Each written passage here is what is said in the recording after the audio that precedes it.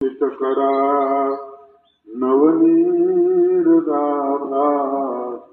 पीतांबर धरुण बिंब फलादरोषात पूर्णेंदु सुंदर मुखात अरविंद नेत्रात कृष्णात् परं किमपि तत्त्वमहं न जाने कृष्णात् परं किमपि तत्त्वमहं न जाने। विपाय कर्मभूमीची पेठे नरदेह लाभला अवसटे मुक्ती रत्न घेई गोमटे जव मृत्यू पावेना। भास्कर भक्त बोरीकर 1235 मध्ये त्यांनी दिलेला उद्धव गीता नावाचा ग्रंथ, त्या ग्रंथामध्ये ही ओवी आहे। दसऱ्याच्या दिवशी जमलेले शोकाकुल सर्व भाविक मंडळी व्यासपीठावर आदरणीय सुदाम दादा, आदरणीय अविनाश दादा, संत मंत,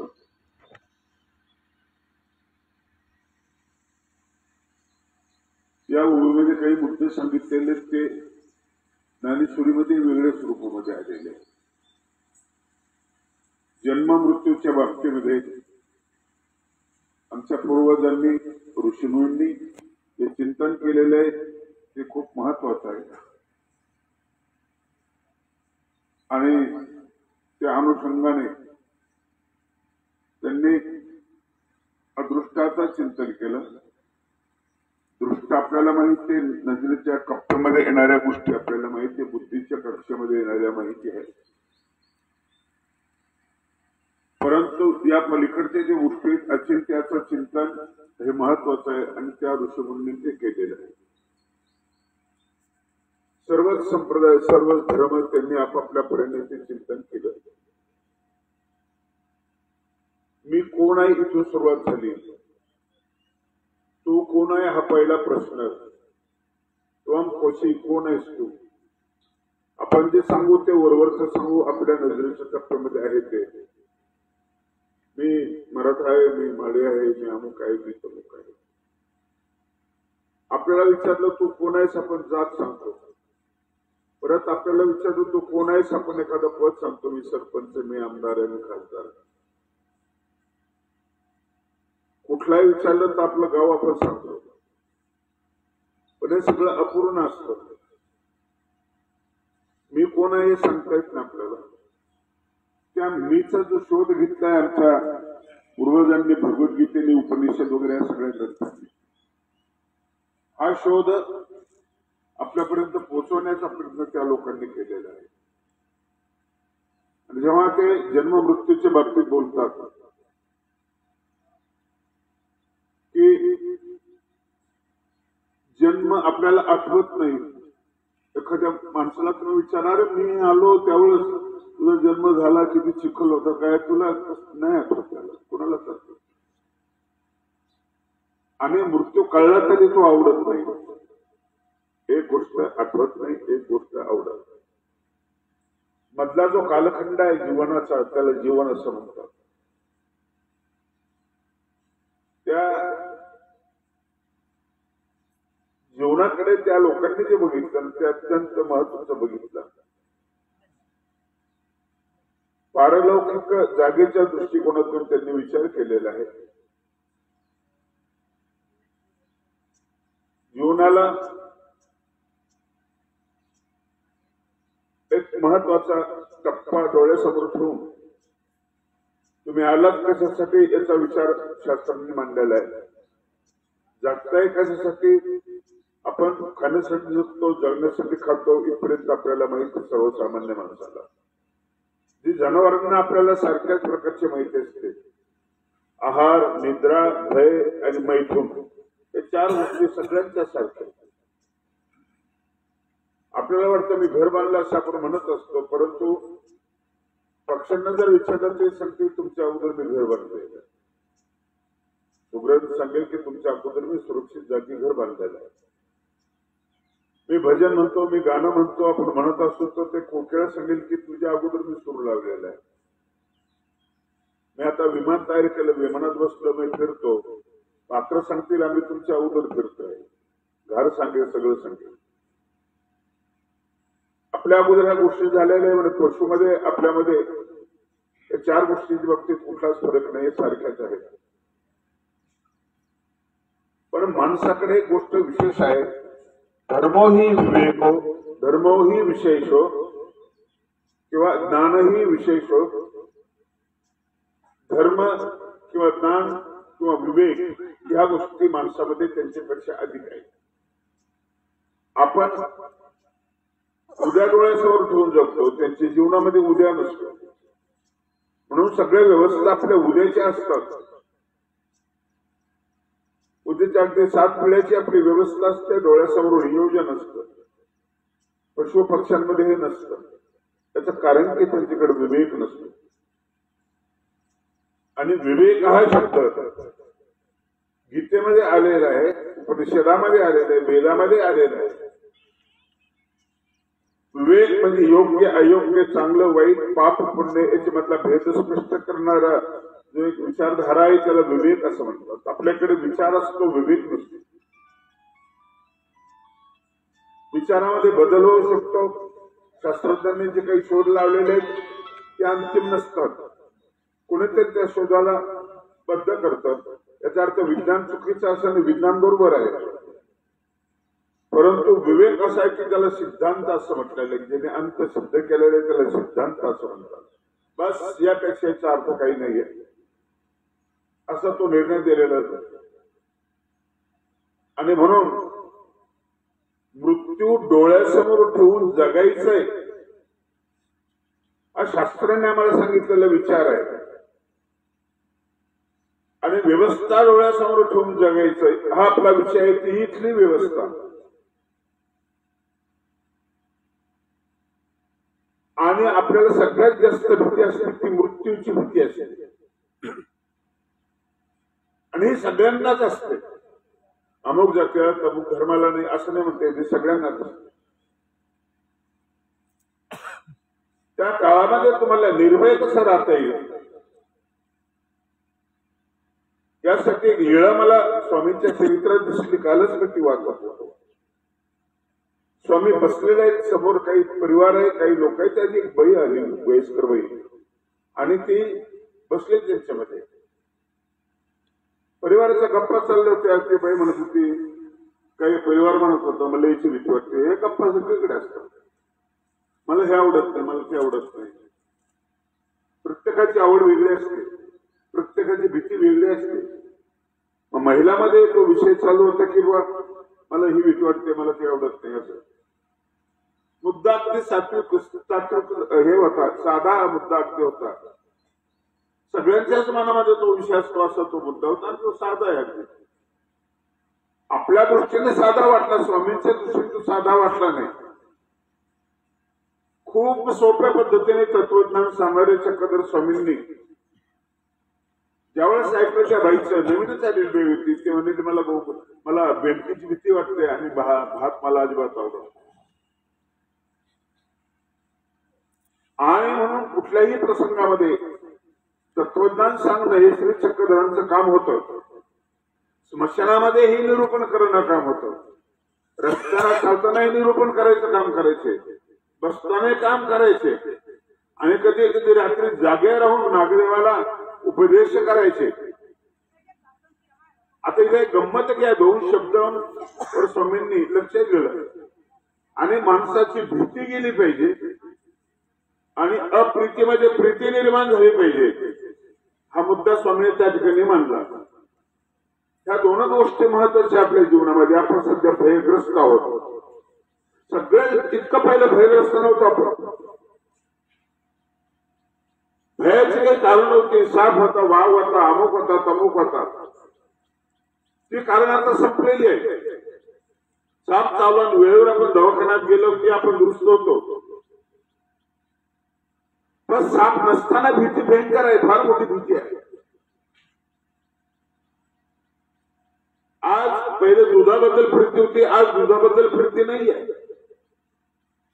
केमिकल पासून दूध बनवतात ते ज्यावेळेस तुम्ही बघितलं असेल, युट्यूबला इकडे तिकडे बघितलं असेल, तुम्हाला ज्याची प्रीती होती त्याची भीती वाटायला लागलेली आहे. आंबा खूप आवडायचा तुम्हाला, आता आंबा खाताना 10 वेळ विचार करावा लागतो. तो केमिकल पासून बनवलेला आहे. प्रत्येक फळाला एक इंजेक्शन देऊन औषधी त्याच्यामध्ये टाकून त्या अमृताला विषारी बनवण्याचा प्रयत्न करतो.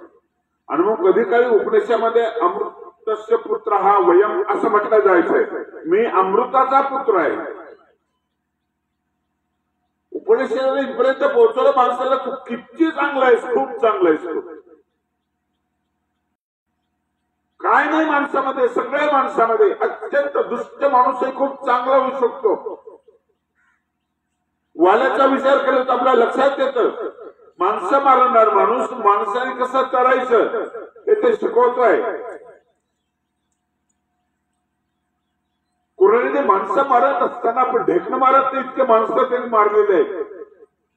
पण जेव्हा नारदाचा सहवास झाला आणि जंगलामध्ये फिरत असताना त्यांनी बघितलं क्रौंच पक्षाला एका व्याधाने शिकाऱ्याने बाण मारलेला आहे. झाडावर तो बाण लागला, कचकन अंगामध्ये घुसला. तो पक्षी पंख फडफडत खाली पडला जमिनीवर आणि चित्कारला तो जोरात ओरडला. त्याचा तो आवाज त्या वाल्याच्या अंगामध्ये गेला, हृदयाला छेद गेला आणि तो त्या श्लोक आणि एकदम श्लोक उठलो आणि अनुष्ठुप त्यांनी रामायण लिहायला सुरुवात केली. असा माणूस असाही होऊ शकतो. अंगुलीमालची अवस्था तीच आहे, आचार्य नागदेवांची अवस्था तीच आहे. भयग्रस्त झालेला माणूस जास्त नुकसान करतो समाजाची, आणि निर्भय झालेला माणूस सर्वे भवन्तु सुखिनः सर्वे सन्तु निरामय असं म्हणतो आणि पसायदान लिहितो. पसायदान सगळ्यात महत्वाचं दान आहे. ज्ञानेश्वरी मधलं शेवटचं जे पसायदान आहे ना, सगळ्या ज्ञानेश्वरी नाही कळलं तरी बस तेवढं कळलं तरी पुरे, महत्वाचं आहे. भयाने वक्र झालेला माणूस, वाकडा तिकडा झालेला माणूस, मग खळांची व्यंकटी सांडवता या सत्कर्मी रती वाढो भूता परस्परे पडो मैत्र जीवांचे. हा मैत्र भाव लागत शास्त्र आहे. आणि याचं स्वामींनी अभयाचं दान दिलेलं आहे. लक्षात ठेवा, वेगळ्या संप्रदायाचा अभ्यास करा, घाबरू नका. तुम्हाला असं वाटेल ते वाचलं की आपण हे सोडून नाही तसं, पण तुम्ही जसं वाचन वाढेल तसं तुमच्या हृदयाचा विस्तार होईल, तुम्हाला सगळं चांगलं वाटेल. कधी काही माझं वाचन करून होतं, वाचन वाटलं मला सगळं सांगायला वाटलं, सगळंच वाईटातही चांगलं दिसायला लागलं. बुद्ध आहेत, मग महावीराचं काय करायचं तेही मोठे आहेत, महावीर मोठे आहेत. कबीराचं काय करायचं तेही मोठे आहेत. मग चार्वाकाचं काय करायचं त्याच्यातही काही मोठ्या गोष्टी आहेत. नास्तिक सगळं वाईट असत का? ईश्वराचं अस्तित्व जो मानत नाही तो नास्तिक. पण ते अस्तित्व ठीक नाही. सत्यम शिवम सुंदरम, सत्य ईश्वर आहे, सुंदर ईश्वर आहे, शिव ईश्वर आहे. शिव शब्दाचा अर्थ कल्याण. पानापुरामध्ये कुठं झऱ्यामध्ये मला ते दिसतंय, जे ऐकल्यानंतर तुमच्यामध्ये आल्हाद निर्माण होतो, प्रसन्नता निर्माण होती ते. आणि ही गोष्ट भगवान चक्रधर स्वामींनी ब्रह्मविद्या निरूपण करतानाच एक पहिलं सूत्र सांगितलं, शस्त्र बोधक करणारं सूत्र सांगितलं, भय निर्मिती करणारं सूत्र सांगितलं, हंगा येथे शरण आली मरण असे अभयाचा सूत्र सांगितलं. आणि हे सांगत असताना भास्कर भट्टांनी या महाकवींनी त्याचा आशय आपल्या भाषेतून व्यक्त केला, कवितेतून व्यक्त केला. विपाय भूमी पेठे विपाय शब्दाचा अर्थ आहे सहज. बाजाराची असते, जनावरांचा बाजार असतो, असे कर्मभूमीची पेठ असते. कर्मभूमी म्हणजे काय समजलं पाहिजे? कर्माची निष्पत्ती ज्या ठिकाणी होते ती भूमी. वाल्याच्या जीवनामध्ये पहिली फक्त भोगभूमी होती. भोग, पैसे लुटायचे. नंतर त्याच्यामध्ये कर्म तयार झाली. कर्मभूमीतून रामायण निर्माण झालं. दोन प्रकारची भूमी मानलेली, एक आहे कर्मभूमी, एक आहे भोगभूमी. कर्मभूमी तिथे तुम्ही कर्म पेरता आणि कर्म भोगवतात. भोगभूमीमध्ये काही उगवत नाही, फक्त भोगायला मिळतं. पाहुण्याच्या घरी की जेवण चांगलं मिळतं, पुरणपोळीचं जेवण आहे, ती तुमची भूमी आहे, ती कर्मभूमी आहे. ज्यांच्याकडे गेले त्यांची कर्मभूमी आहे. त्याने कष्टातून कर्मातून ते निर्माण केले आणि तुम्ही काही न करताना तुम्ही भोग घेतलेला आहे. जमिनीमध्ये सुद्धा पृथ्वी कर्मभूमी वेगळी आहे, भोगभूमी वेगळी आहे. कर्म उगवतात. तुम्ही धान्य पेरले की 1 वर्ष टिकल्यानंतर ते खराब होतं. आईच्या पोटामध्ये मुलगी काही जर टाकलं तुम्ही, धारणा झाली की मुलं मुली उगवतात. 100 वर्षाचं आयुष्य आहे. कर्माची चांगली पेरली ना, हजारो वर्ष होऊन गेले. भगवद्गीता, भागवत हे सगळे ग्रंथ निर्माण झाले. मगाशी अविनाश दादा सांगत होते की सुंदराबाई इतक्या चांगल्या होत्या, त्या स्वभावाने इतक्या चांगल्या होत्या, त्या निघून गेल्या. आता जो उल्लेख होतो ना तो कर्म उल्लेख होतो. तुम्ही जाताना लोकांनी आपले काय म्हणून आठवण करावी, हे काहीतरी करून जा. तुम्ही हे काहीतरी करून जा. आणि मग याची आठवण हा सुद्धा एक महत्वाचा मुद्दा आहे. कर्मभूमीचा आहे ती. ज्ञानेश्वरीमध्ये याचा उल्लेख केलेला आहे. विपाई शब्दापासूनच सुरुवात झालेली आहे. मनुष्यांची तुम्ही आठवण करताना, आठवण केल्यानंतर तुम्हाला योग्यता प्राप्त होते. म्हणून स्मरणीय वगैरे असा आपण शब्द लावतो. काही महापुरुषांचं जीवन असं आहे, म्हणजे राजकीय असो, सामाजिक असो, शेतकरी असो, सामान्य असो. शेतकऱ्यातला सावता बाबा पंढरपूरला नाही गेला, पंढरपूर तिथं आलं, कधीच गेले नाही ते तिथं आलं. आणि काही राजकीय जीवनातले लोक आपण बघतोय, आज बघतो आपल्या जो आर फडणवीस असो, यशवंतराव चव्हाण असो, चांगली माणसं सगळीकडे माणसं होती. सगळीकडे माणसं होती, चांगली माणसं. जगाचा, विश्वाचा विचार करणारी ही माणसं होती. पहिली संकोचित होती, नंतर विकसित होत गेली आणि विस्तार होत गेला. पहिले तुम्ही स्वतःचा विचार केला, गावाचा केला, तालुक्याचा केला, जिल्ह्याचा केला, झाले पंतप्रधान, देशाचा केला. पुढचा विचार, नंतर विश्वाचा विचार करणारी माणसं आहे. हे विश्वाची माझी घर ऐशेमती दयाची स्थिर किंब होणा चराचर आपणची झाला. आणि स्वामींनी विचार केला त्या ठिकाणी की ह्या बाईला भीती वाटते बेंडकाची आणि हिला आवडत नाही भात.